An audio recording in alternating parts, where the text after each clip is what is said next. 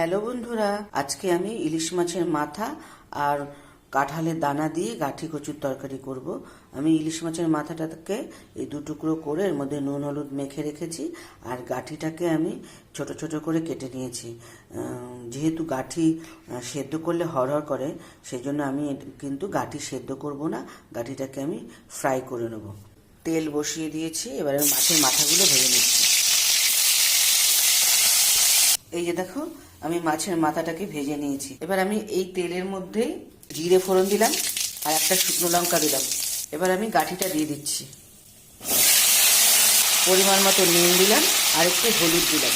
এবার আমি কিছু সময়ের জন্য এটাকে আমি ঢেকে দেবো। ঢেকে আমি এটাকে ফ্রাই করে নেবো, এমনভাবে ফ্রাই করবো যাতে সেদ্ধ হয়ে যায়। ঢাকাটা তুলে নিচ্ছি। দেখো, গাঠিটা সেদ্ধ হয়ে গেছে।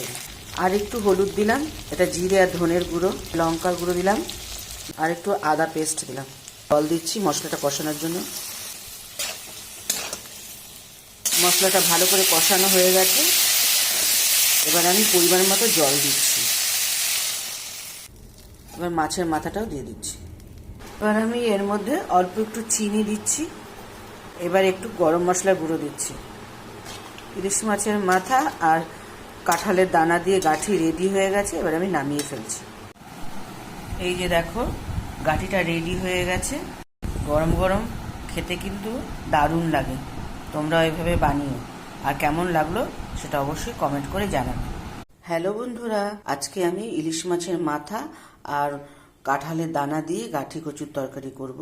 আমি ইলিশ মাছের মাথাটাকে এই দু টুকরো করে এর মধ্যে নুন হলুদ মেখে রেখেছি, আর গাঠিটাকে আমি ছোট ছোট করে কেটে নিয়েছি।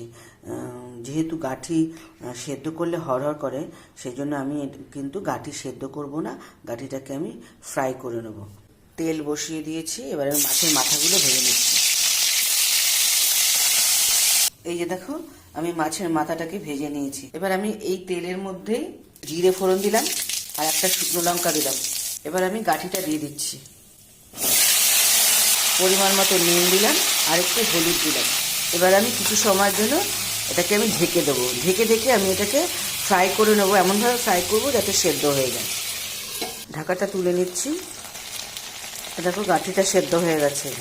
আর একটু হলুদ দিলাম, এটা জিরে আর ধনের গুঁড়ো, লঙ্কার গুঁড়ো দিলাম, আর একটু আদা পেস্ট দিলাম। জল দিচ্ছি মশলাটা কষানোর জন্য। মশলাটা ভালো করে কষানো হয়ে গেছে, এবার আমি পরিমাণ মতো জল দিচ্ছি। এবার মাছের মাথাটাও দিয়ে দিচ্ছি। এবার আমি এর মধ্যে অল্প একটু চিনি দিচ্ছি।